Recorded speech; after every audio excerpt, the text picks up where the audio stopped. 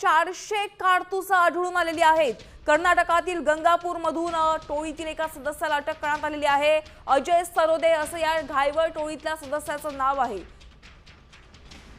आमचे प्रतिनिधी अक्षय बडवे यांच्याकडे अपडेट जाणून घेऊयात। अक्षय, आता घायवळ टोळीतल्या एका सदस्याला अटक केल्याची माहिती समोर येते, काय अपडेट्स आहेत?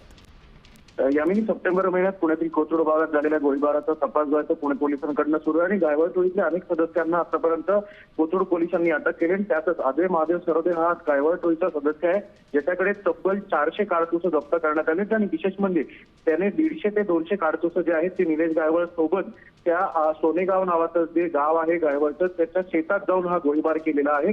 त्यामुळे नक्की या सरोदेकडे एवढे कारतूस कुठून आले, त्याच्याकडे शस्त्र परवाना आहे, पण मात्र एवढं असताना सुद्धा ती कारतूस कुठून आले असा प्रश्न उपस्थित होता आणि त्या अनुषंगाने पोलिसांकडून नक्कीच धन्यवाद अक्षय सविस्तर माहितीसाठी। आता सध्या पुणे पोलीस या संदर्भात अधिकचा तपास सुरू करतायत। 400 कारतूस नेमकं याच्याकडे कुठून आली असा प्रश्न सध्याच्या घडीला उपस्थित होतोय।